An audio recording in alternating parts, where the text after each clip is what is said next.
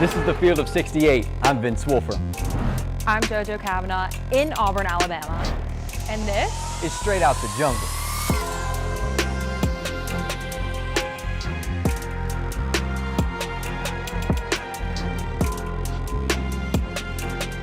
Welcome back to Straight Out the Jungle. My name is Vince Wolfram. And I'm JoJo Cavanagh. And we had a fun week of SEC basketball. Now, fun may be relative based off the program you're cheering for, but a lot of basketball on deck this week. So we're coming at you here with an SEC tournament recap. A lot of games in a lot of days. So figured it would be best to wrap it up into one big gift that is this show today.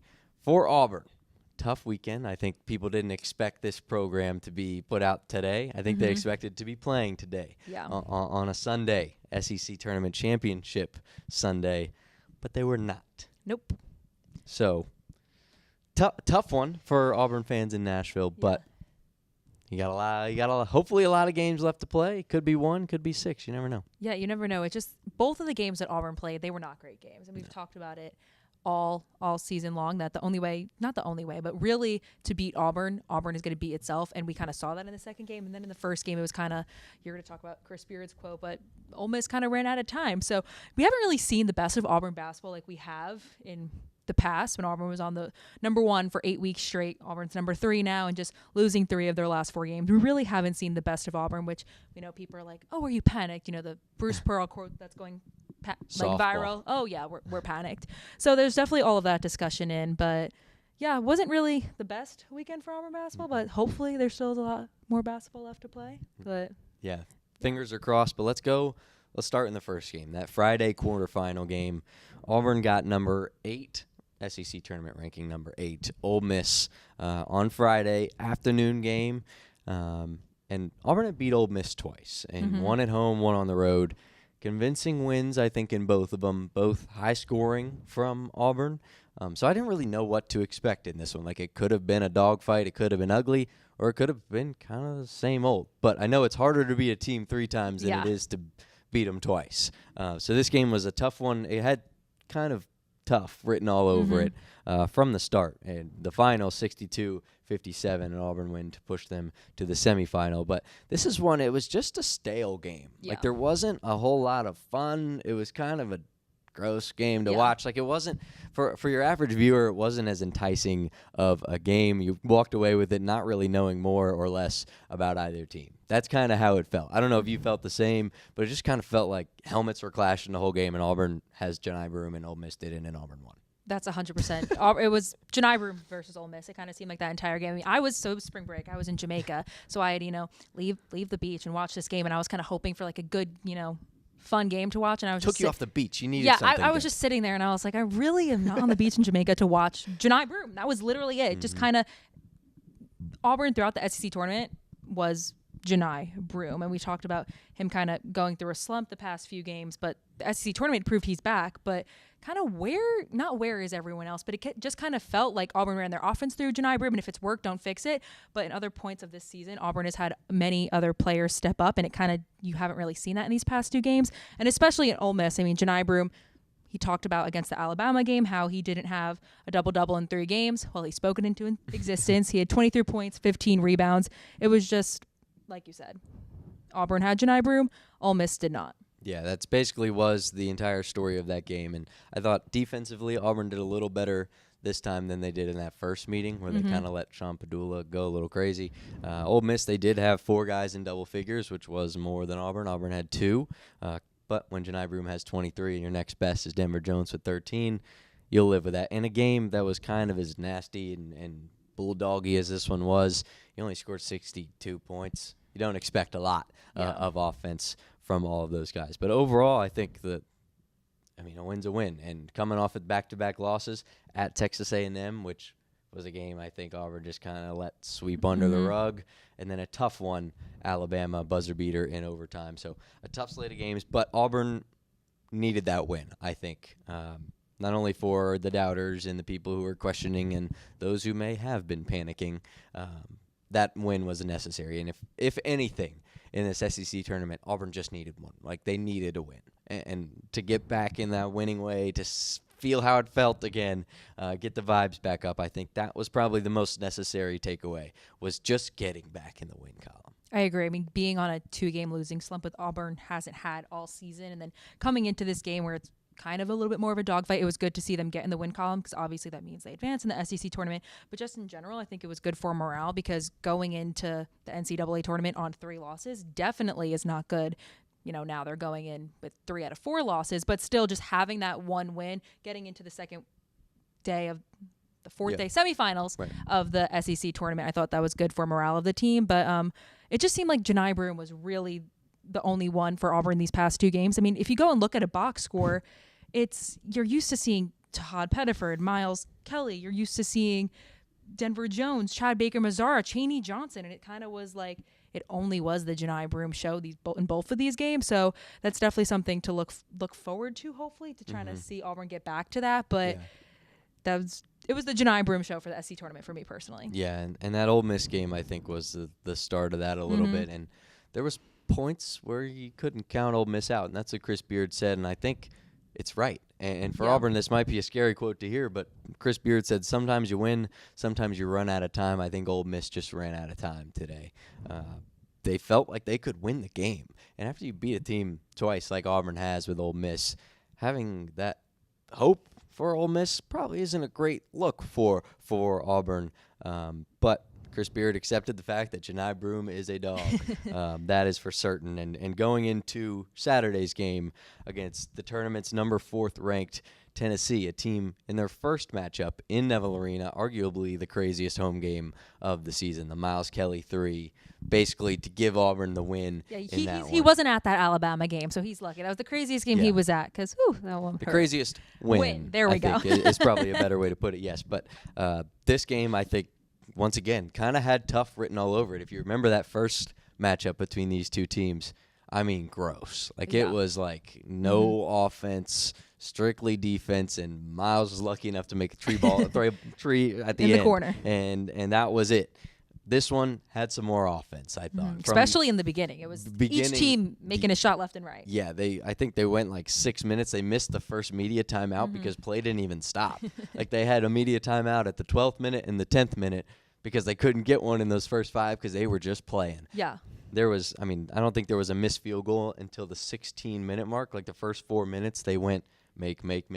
They were trading baskets. The intensity in this game was there from the tip to the buzzer, I thought, with the main matchup in my eyes being Denver Jones and Zakai Ziegler. I think there was a little bit of took it personal for Denver that Zakai Ziegler has won back-to-back SEC Defensive Player of the Years. I think there was a little bit of that because Denver was in it. Yeah. Like, this was competitive. These dudes were going at each other, which is what I want to see from, of course, both point guards, but specifically Denver, a guy coming back from injury. You can tell he's got a little to him, but getting back in the mojo of things. I thought that first half especially was great for Denver to get in it, get his game going, get almost his tempers going.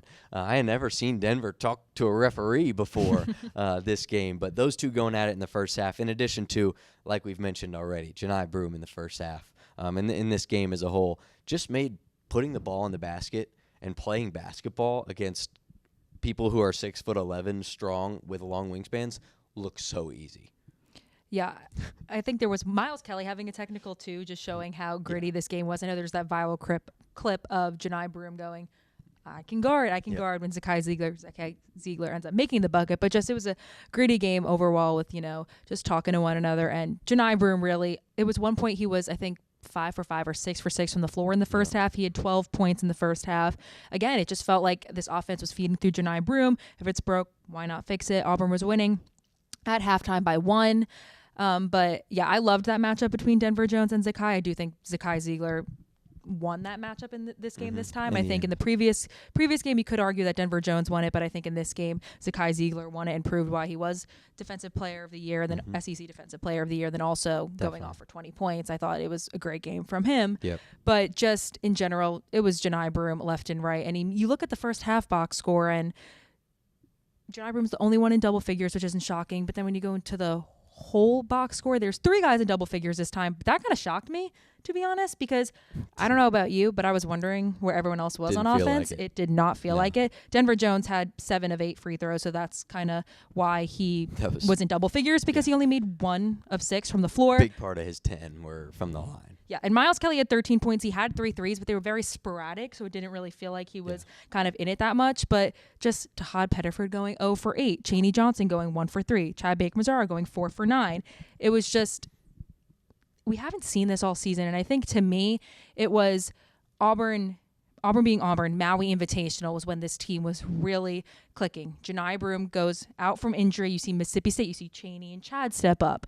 Then Johni Broome comes back from injury. You see Johni Broome's in a little bit of a slump. You see Kentucky. The guards go off. Chad, and Miles. Obviously, hello, 9 threes. Yeah. And then I kind of feel like right now it was Johni Broome stepping up in the SEC tournament, and it was just, where is everyone else? I don't know how to describe it. I feel like I'm trying to describe it in the fact that, like, when Auburn was clicking Maui Invitational, Johni Broome goes out to injury. You see Chad and you see all the Chaney step up, and then Johni Broome comes back, and he's in a little bit of a slump. You see all the guards step up. But now Johni Broome is back to his potential, scoring back-to-back 20-point games, and it's kind of just like, ooh, where everyone else, Johni Broome's going off, so I kind of feel like they're backing off, and it's kind of like Auburn needs to go back to Johni needs to go off, and then Auburn is the number 1 team in the country when everyone collectively is going off, and I'll talk about it in a little bit, but we always talk about this team's depth, and Todd and Chaney we're not in this game for me. Yeah, there's plenty of ways to look at kind of what went wrong in this game. But first, I think even before that, there was some things that were good in this game. First off, I think what was I going to say? Points in the paint. I thought they did a good job of attacking and getting the ball to Johni. I've stressed that getting to him early. They did that. They wouldn't have been 11-10 after 4 minutes if Johni Broome wasn't on the floor. Yeah. I also think their ability to capitalize off Tennessee's turnovers was good. They got into fast break opportunities. They got into their quick fast break sets to get the ball to guys to go and score. 16 points off of turnovers. So those were 2 big things that I thought were good about Auburn. And I mean, shooting wasn't great either way. Like 3-point shooting, Tennessee was 26, Auburn was 29%. Like, it was just kind of one of those games. It started off hot, kind of trailed off. Now, for what Auburn needs to work on, I think the getting the production from all the pieces is certainly important. It's like when you walk into a room and you turn the lights on and there's the one light that's not working. And for a couple of weeks there, it was Johni. It was that light that wasn't working and all the other lights were on, and you go back and you change the switch again and all the other lights come on but the one's off. Yep. Like, that's kind of how it felt. That's kind of like when I was rambling in that thing, there's that metaphor to describe it right there. Yeah, it's like everybody was working and the one light in the center wasn't. And then you changed it, and it was the one light was working, but all the others turned off. That's kind of how it felt in this one. I thought Dylan Cardwell might be the exception. I thought he had a pretty good game yesterday. First off, staying out of foul trouble. Everybody else that played in the game outside of Jaheim Hudson had at least 2 fouls. Dylan only had 1. Great sign. That's madness. We were talking about this before. Auburn, the entire team in foul trouble. Yeah. Who would you think to be on the top of that list? Dylan Cardwell will be my first answer. Nope, he had 1. Yeah, and it's just because he's so hard to officiate, I think, with his size, his length, and his physicality. But I think outside of Dylan and Johni, the rest of the team, you were just waiting. Like, Denver did fine from the line. You wanted some more threes from him. There was opportunities to win this game, which is where I think Auburn is probably kicking themselves from yesterday until when they play either Thursday or Friday. Because down the stretch, they come back, that 10-0 run in those last 5 minutes to bring them back within 2, and the opportunities presented themselves. But for arguably the first time, I thought, in a major way this season. I know they had some against Alabama, but that game was tied. This one, they were coming back, like Johni's fadeaway against Alabama. That's not really how I'm trying to compare it, but the first time where they could come back and take the lead and with a couple of minutes, and it didn't happen. And they had opportunity after opportunity after opportunity. It was a Miles Kelly 3, and I know he was in foul trouble with 4 all night long, and he was 3 for 8 from 3, but like you said, they were a little sporadic. He came and made some at points. You're like, oh, Miles Kelly he's the guy here. So I was okay with that shot at the end, but he missed it. Chad Baker-Mazara, his 3, that I thought was the killer. That was 14-ish seconds left, and even before that, Tennessee had been throwing a double team at Johni just in those last couple of minutes in the second half. I was curious why they didn't do it all game, but they threw them at him, and that's when Johni was finding other guys. Helped spark that 10-0 run, which was held by a lot. They had relied on a lot of scoring pieces in that 10-0 run. But then Johni gets the ball, I think, with around a little less than a minute left. They give it to him, and I think he expected the double and didn't get it. Forced a shot, missed it, missed the bunny, put back, foul, going the other way. So 3 opportunities to me that easily jumped off the page as ones that I know they're kicking themselves for today. They had chances to win the games, and I think that's probably where this stings the most. I agree. There are 2 things when I'm looking at this box score that pop out to me. It's Tennessee had 0 points from the floor the last 2 minutes and 23 seconds, and Auburn was one of their last 7. Yep. And that is Auburn at the end trying to come in and get that win. But I think, to me, this is the first time that Auburn had the ball in the final seconds of the game and had the chance to win it and didn't. Auburn had the ball in the final few seconds of Iowa State, won.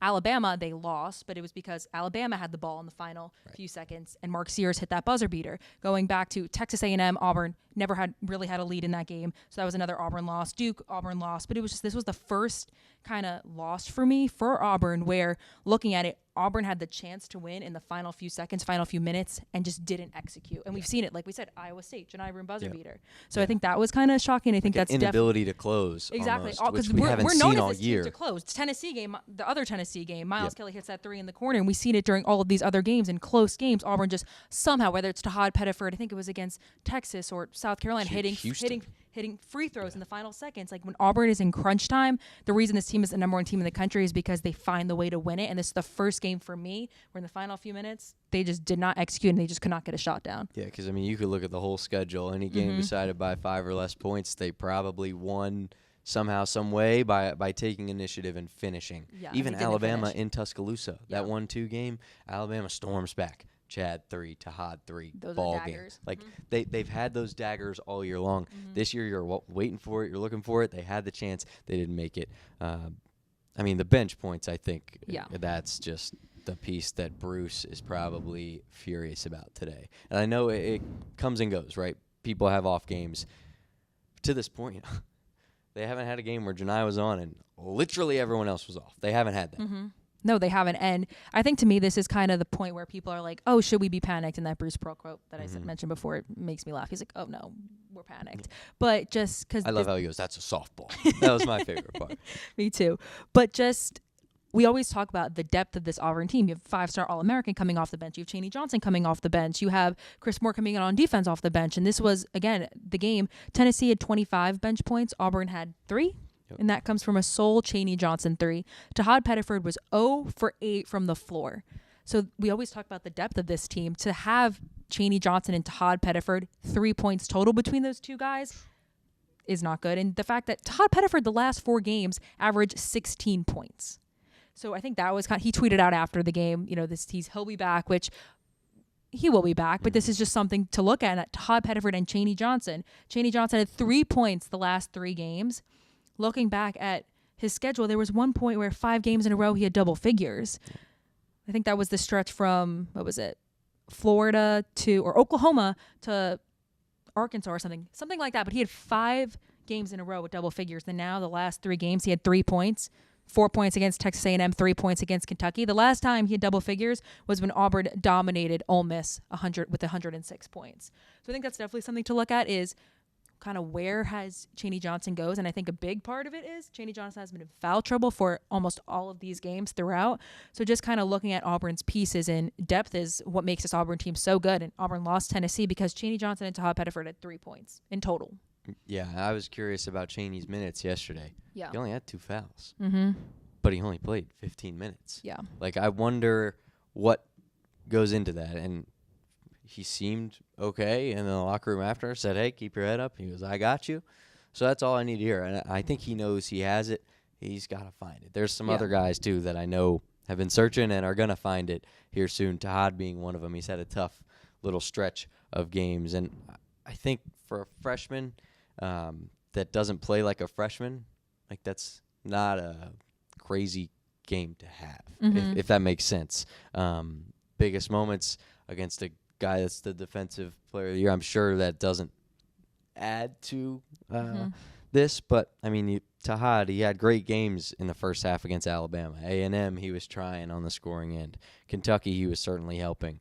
Outside of those 3 games, that stretch in between those, even like Ole Miss when they ran the score up 106-76, 4 points. Georgia, 2 points. Arkansas, 4 points. And then Ole Miss on Friday, he only had 5. So Tennessee, I mean, I think he just has to find it. And once he does, he'll be fine. But he doesn't have a lot of opportunity to find it over the next couple of games. Hopefully he's got more than one game, right? Like, yeah. At this point, they're counting games. And something from the guards that I noticed, and it hasn't been all year, which is the little bit of a scary thing, is the perimeter defense from Auburn. It started off the season, I thought, so good. I kept talking about how Tahad's defense was constantly improving and how Denver's defense was obviously is and still is so high level. But perimeter defense has been a struggle for them. Closing out on defenders on the three-point line, allowing blow-bys, whether it be the guards, whether it be Tahad or Johni. I think it's primarily the bigs and the swings. That's been what's killed Auburn. I mean, you look at the teams they've played, it's the guards, Ziegler with 20. And Alabama, it was Sears who hit the game winner on Auburn a didn't shot switch on defense. just like that. A&M, it was the guards that killed. And when they do that, there's nobody to rebound. So something about that needs to change. And I don't know what it is, whether it's working on closing out. I don't know. Even yesterday, I look at a guy like Zakai Ziegler, a dude that's in his last couple of games has not shot the ball well from 3. He's 1 for 3, 0 for 2, and 1 for 6 from 3 in his last 3 games. I know Zakai Ziegler is very good. But if I'm Auburn in this game, I would much rather live with him shooting a 3 and trying to beat me that way than I would be to close out on him 5 feet from the three-point line and letting him and his speed blow right past you. He's 5th in the NCAA in assists. Like, that's how he gets it. He thinks you're coming out so fast, boom, right by you. Then he finds somebody, whether it's Meshack, whether it's the bigs. He's going to find somebody, Gainey, who I think is the X factor for this Tennessee team. He's just improved and improved and improved, and he kicked Auburn in the tail yesterday.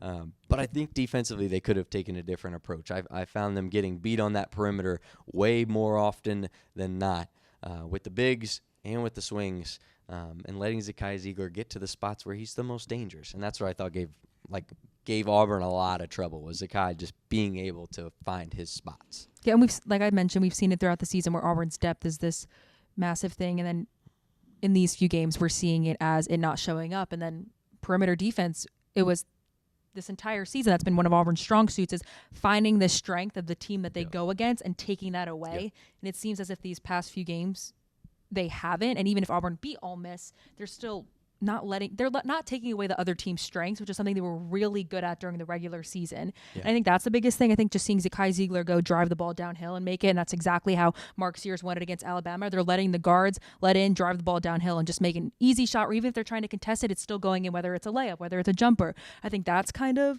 what I'm seeing, is they're letting their point guard, they're letting their guards, whether it was Wade Teller, whether it was Zakai Ziegler, whether it was Mark Sears or Philon, or even if it's Grant Nelson, they just let all of these guys drive, go in the paint, and just go downhill and make it. Or it's second chance points, those little tip-ins. It was against Alabama where it was Grant Nelson do it, or whether it's against Tennessee, you saw Chaz Lanier doing it. You saw Meshack do it a couple of times. You saw Dubar do it a couple of times. They're letting them get that offensive rebound, and it's just a little tip in, and that's been these past few games. And I think that's so, not shocking, but so annoying for Auburn fans, is because you've watched this team all season dominate other teams and take away their strength and have these other teams try to find another way to win.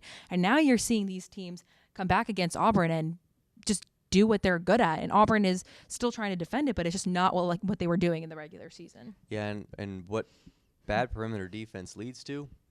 Fouls.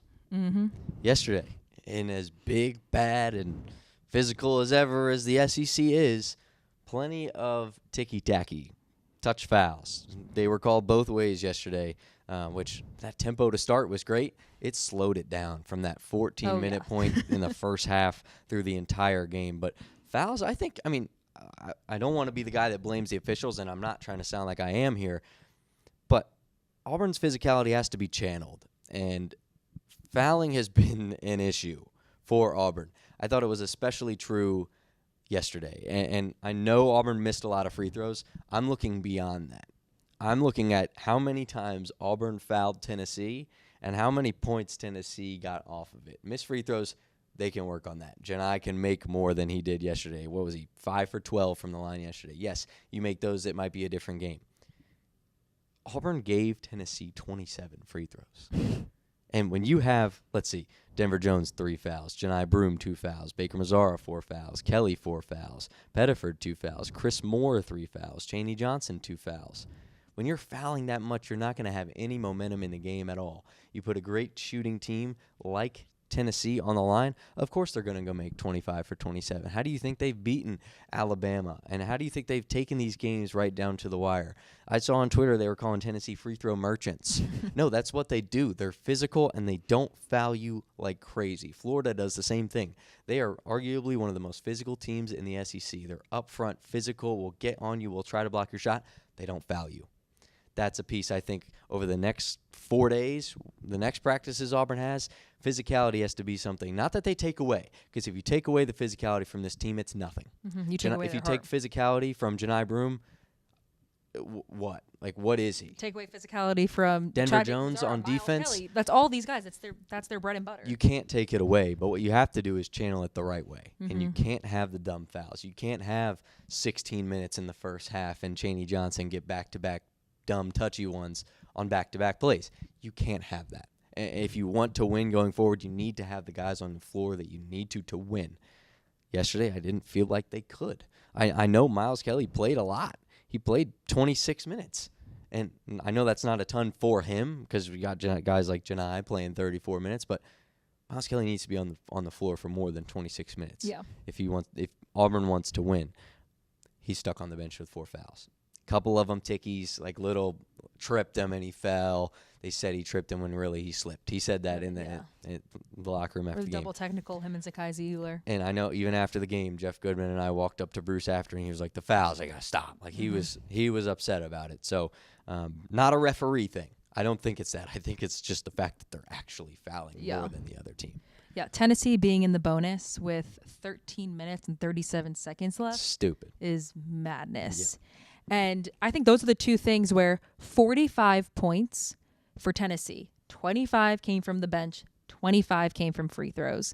If you take that away, I don't even know what 70 minus 45 is, but that's the whole game. Yeah. That's Auburn fouling, letting them go to the free throw line, and then that's Auburn not having their depth come in and letting Tennessee's depth come in and kind of make an impact. But I know you didn't want to bring it up. I'm going to be kind of whatever everyone's thinking about is because when you look at this box score, so I was on the plane coming from Jamaica and I had absolutely no service. So I was planning to watch this game live, couldn't. So halftime, I'm in the plane, come back, look at the notification. I was like, damn, Auburn lost. So this was kind of a little bit of a new perspective for me because I've watched every game live. So now I've seen the score and then I went back and watched the game after. But the first thing I looked up at the box score and I was like, 1, Tahad Pettiford going 0 for 8. I was like, well, Auburn can't win with that. 2, I looked at the free throw difference and I went, wow. And then I looked and I saw not only the difference, I saw that Auburn fouled that much to let them shoot 27 free throws and then make 25. But then I looked at how many Auburn missed. And I'm not talking about the 1 or 2 that Chad missed or the 1 or 2 that Dylan missed. Dylan made one, hey. Yep. But I am looking at Johni Broome going 5 for 12. And if he makes those, like you said, that's a different ball game. And we've talked about how in March Madness, when Auburn was trying to upset Houston a couple years ago, Johni Broome not making free throws is basically what led Auburn to lose that game and let Houston win. So it's just kind of looking at it as Bruce Pearl has talked about it, how Johni Broome doesn't get the whistle enough. Johni Broome is talking to the refs. He wants the whistle more. That all means nothing if Johni Broome can't make free throws. Yep. And we talked about how when you get into these games, I've talked about this all throughout this podcast, this entire season, is Auburn needs to make free throws in these close games. And Johni Broome missed 7 and Auburn lost by 5. Johni Broome makes those free throws. It is a completely different ball game. It puts him into a new perspective, him into a new gear. There's points on the board for the team where Auburn could not have been down as much. I mean, he missed the first few, but then at the end of the game, he missed a couple crucial ones. So just being not the devil's advocate, but just advocating and saying that Johni Broome needs to make those free throws, especially if Bruce and him are both talking to the refs that he's a National Player of the Year. He deserves that whistle. It doesn't mean anything if you can't make the free throws. Then what's the point of getting the whistle? That's kind of just my look at it. And I do agree, it's definitely Auburn fouling. I think that's kind of the bigger issue is Auburn needs to guard their yard without fouling, which was one of the biggest things we talked about Denver Jones and Miles Kelly with, but also just looking at it from when I looked at this box score, first thing I saw was Todd didn't play great. Second thing was the free throws. And that was kind of just looking at it is hopefully, I know after a game or something, Johni Broome tweeted out he'd be in the gym shooting free throws. And hopefully we'll see that hopefully change in that Johni Broome will get that whistle and he will make those free throws because that makes his team a whole different thing. Yeah, and Johni Broome hasn't gotten the Cooper flag whistle all year. I think that's a national thing that people are kind of figuring out. Yeah. And if you don't have it by now, hate to break it to you, pal, you ain't going to get it. Yep. And I think a big thing that I do want to stress is, yes, I know Auburn fans have a little bit of trauma when it comes to Johni Broome and the NCAA tournament and the charity stripe, i.e. Houston a couple of years ago. I know that's there. I don't think it's something to worry about because he's had games where he was bad at the line, but look at the games after that when he's come back and shot great. I'm not worried about that. I do want to applaud Johni. I mean, you just have to think at the level he was playing against Tennessee. He played 34 minutes. There was times where he got taken out for just a little bit, and the game changed. Second half, 8-0 run by Tennessee over a 2-minute, 36-second span. Brought Tennessee's lead to 7. Johni Broome was on the bench that entire run. Auburn, they needed offense at that time. Johni Broome gets subbed back in.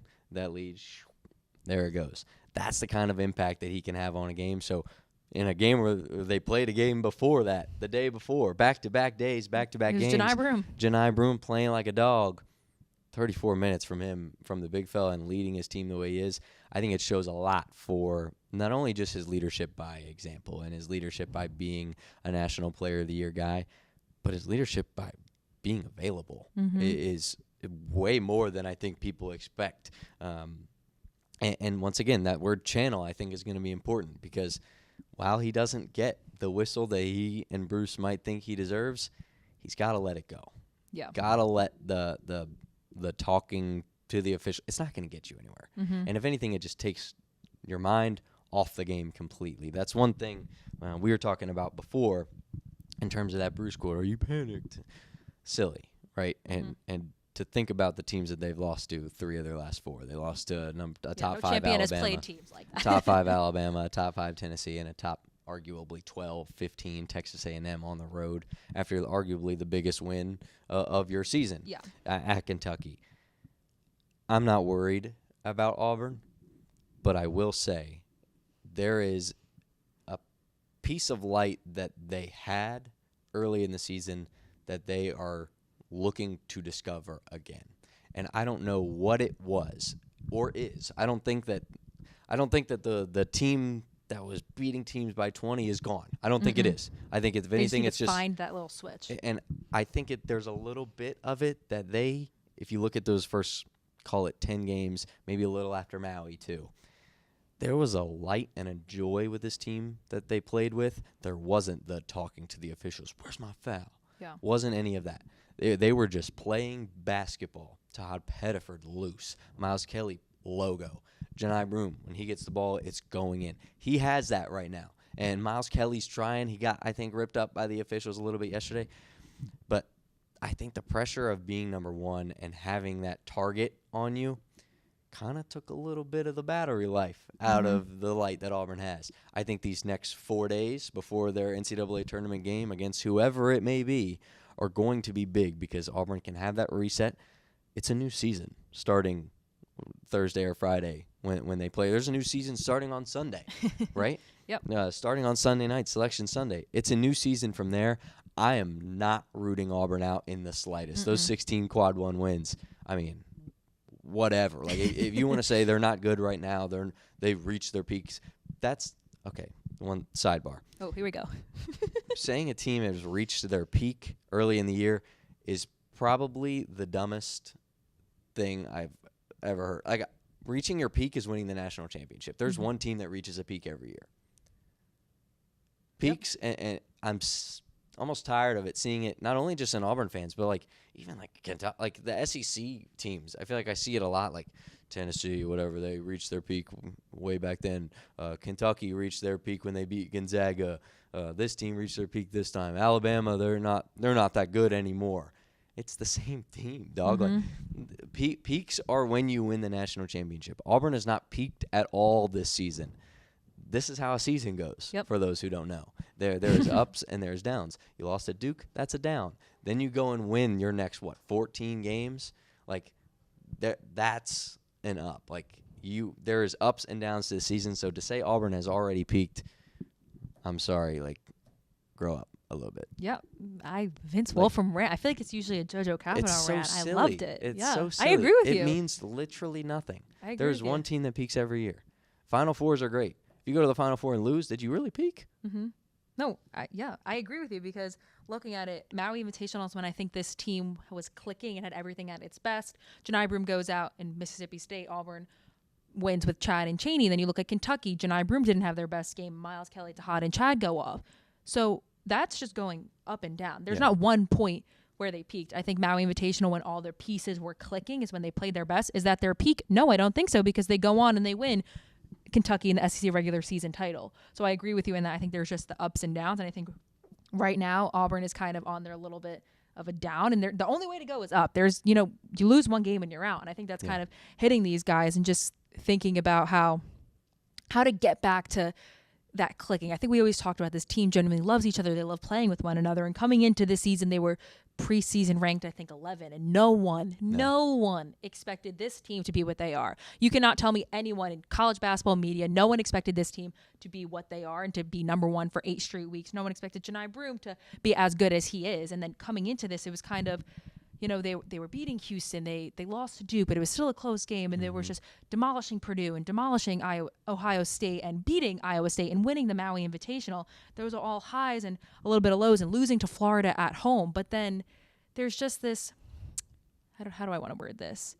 That there are highs and lows. And right now they're kind of at a low. And I think this is the team they're a little bit in the team valley to bounce back. Yeah, they love playing with one another. And I think it was because they were preseason ranked 11 and they were like, oh, we're kind of like the underdogs at this point. I forget when they got the number 1 ranking, but it still was when they had number 1. Everyone was always like, oh, well, they lost to Duke. Duke should be number 1. There kind of was always that kind of bit of doubt. That hounding and the doubt in them. And I think that's what these guys love. You have all these guys from JUCO, Denver, Chad, Chaney from D2, Johni coming from a smaller school, Tahad, 5-star coming off the bench. These guys love that chip on their shoulder. And I think in these few games, Auburn's the number 1 seed in the SEC tournament, probably be projected number 1 overall seed. So that's definitely something to look at. But now I think there's this whole thing where, a national championship hasn't lost 3 of their last 4 games. We brought this up. Yes, nobody's played those teams, but also in a way, I think I kind of love that people are bringing that up because I think this team loves having that chip on their shoulder and coming into possibly being the number 1 overall seed. I think they need that chip on their shoulder, having lost these few games, because that's when they played their best, when they're looking to prove something, not when they have the pressure on them that they're expected to win. They're expected to do this. You're expected to go off for how many points? No expectations. I think no expectations, having that chip on their shoulder and just looking at each other and playing good together. Yeah, and it sounds so stupid when you say it because they're the number 1. We're going to be the number 1 overall seed. Yep. There's no expectation. Mm-hmm. Well, if you think about it, there probably is nationally for a great run. And I'm not saying you're wrong because I'm right there with you. I totally agree. It's a matter of them playing like there's no expectation, which I think is hard when you're the number 1 overall seed.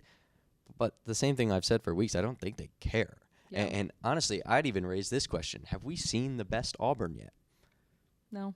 I don't know that we... Because I said I thought the best team games they've probably played, Kentucky, Johni Broome didn't go off. Maui Invitational, you have J.P. Pegues starting, who doesn't even come off the bench anymore. So when you look at this roster and look at this team and who's playing, I don't think we've seen the best Auburn team yet. I don't know that we have either. I mean, like you said, you look at certain games, even the Maui games, like there was a game where Dylan Cardwell was the second leading scorer. Mm-hmm. There was a day where Johni Broome didn't have his best day. Maybe he had 21 points and somebody else Chaney did. Johnson going for 26. Exactly. But we haven't seen a game where it's maybe Purdue being the closest one, because that was like high-ranked demolition. Yeah.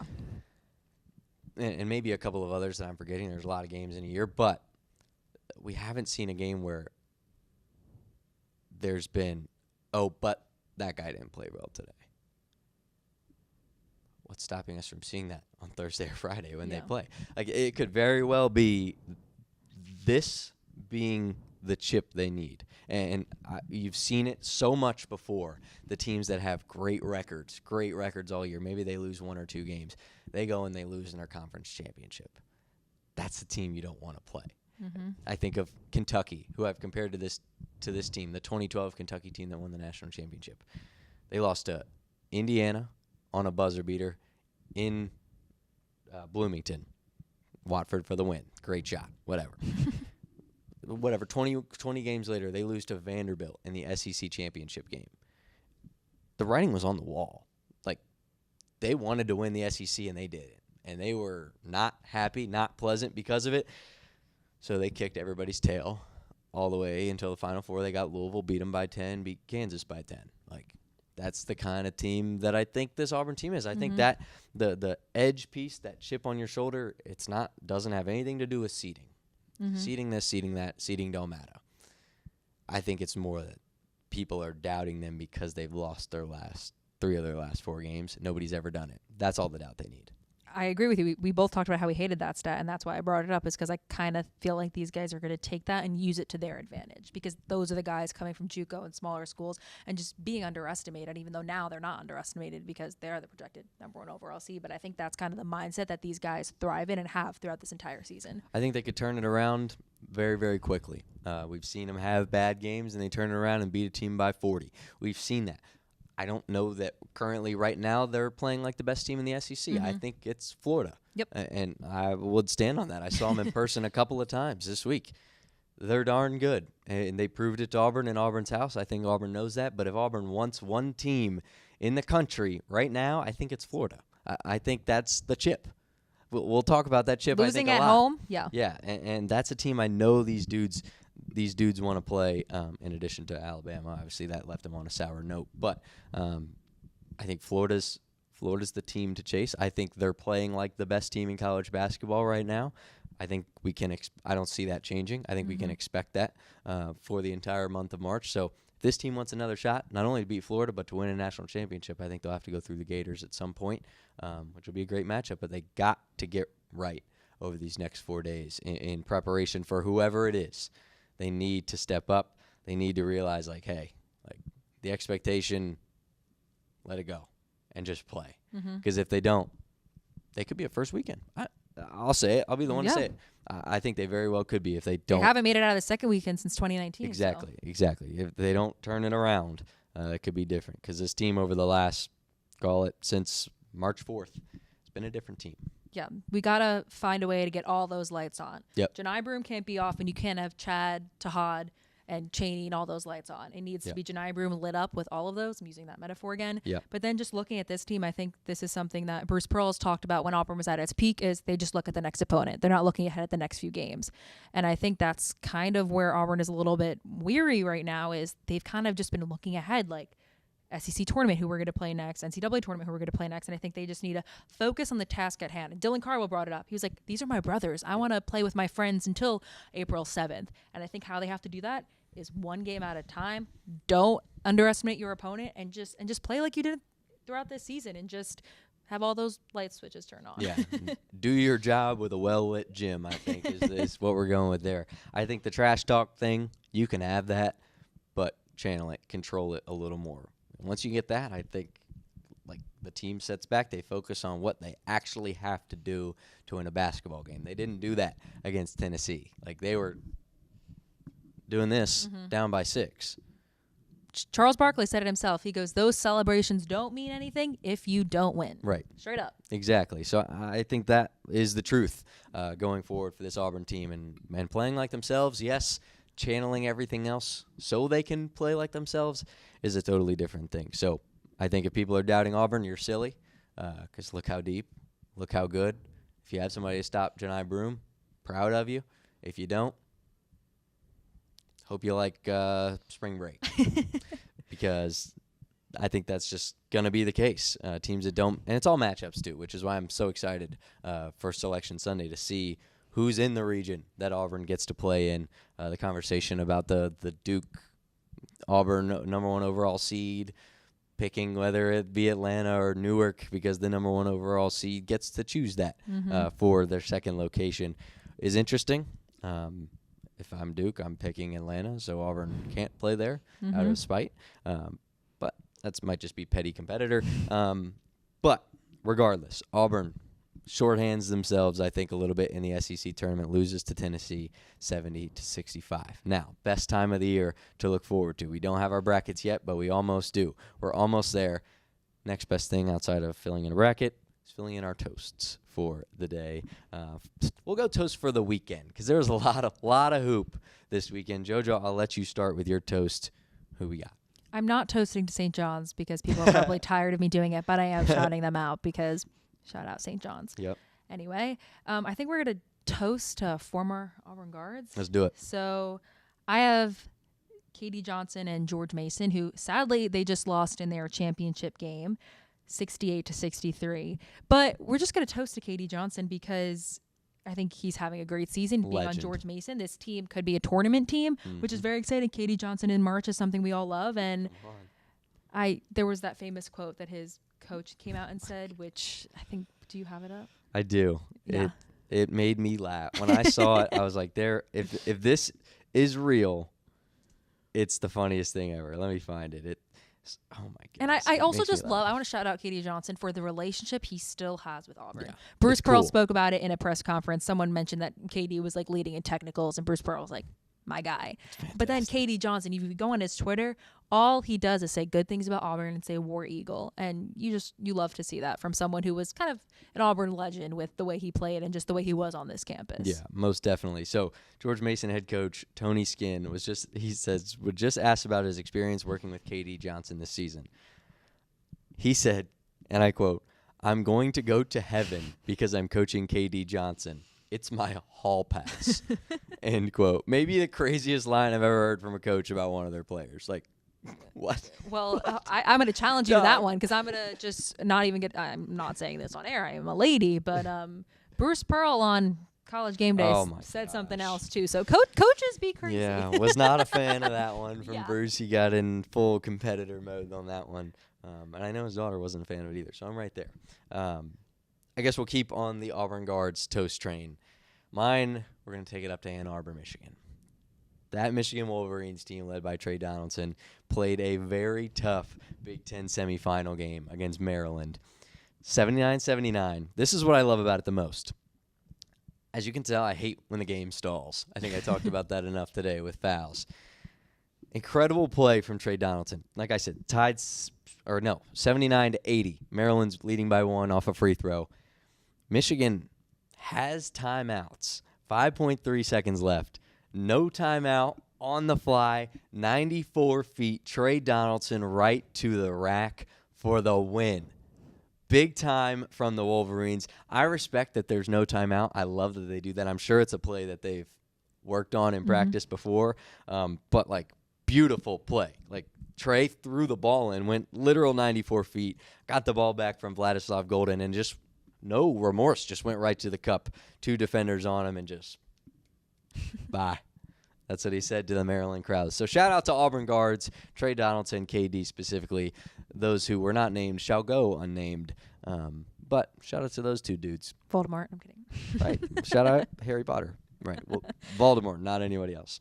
But yeah, shout out to the Auburn guards. They had a day. Yeah, hopefully the Auburn current guards, Auburn guards. current guards will have a day soon enough. Yeah, you are not kidding.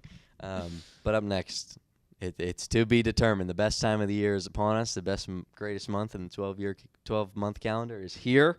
We're ready for it. And I know you guys are as well. So keep rocking with us. Keep rocking with the Auburn Tigers as long as the bus has gas.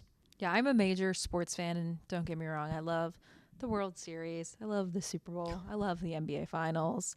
But truly, the college football playoffs are getting better because there's more teams, but nothing, and I mean nothing, beats March Madness. Yeah. So I'm excited. Can't beat it. It's going to be an awesome month. Let the madness begin. How about that? JoJo, anything else for this episode of Straight Out of the Jungle SEC Tournament Recap? I just hope I don't look like an idiot because last year, fun fact, I went viral for picking Kentucky to win it all. So we all know how that went. So let's hope I don't do that again. Hey, fingers are crossed, but also you never know. Only thing I got left is I just saw the center on Florida, the 7'9" guy. His name is Oliver Rui. didn't need a ladder to cut the net in Nashville because he's so tall. So I guess side toast, maybe like mini shot to him for cutting down the net with no ladder. That's absurd. Madness. Yeah, that's awesome. That's the beginning of March Madness if I've ever seen it. Big guy cutting down the nets, no ladder needed. You got nothing. I got nothing. I got only nothing I have left is a bracket to fill in because it's got nothing written in it yet. I can't wait to see the teams in it, and I cannot wait to pick my winner. Watching Selection Sunday Special is one of my favorite things in the world, but it will not be the same without Greg Gumbel. May he rest in peace. Yep. But very excited for March and to watch this. It's going to be awesome. Let the madness begin. But for this episode of Madness, my name is Vince Wolfram. I'm JoJo Cavanagh. Make sure to like, subscribe, comment for more. We've got it coming all month long. We'll see you guys next time. I forgot to say something. She I'm forgot to adding say it something. in because if you notice, we're in our Eagle Eye studio. Hey, shout out. Student media. Hey. Vince Wolfram won. He went to New York Hey. and won Best Creative Director at College TV Station. So that is I'm switching my toast. That is my toast to Vince Wolfram. So I had to add it in there. Forgot, but I didn't actually. Thanks, champ. Shout out to Sydney Babb, Jack Corbett, and our advisor, Mr. Billy Ferris, the man, the myth, the legend. A lot of winning going on here, and hopefully Auburn men's basketball can keep that trend going. How about that? We'll see you guys next time. War Eagle. War Eagle.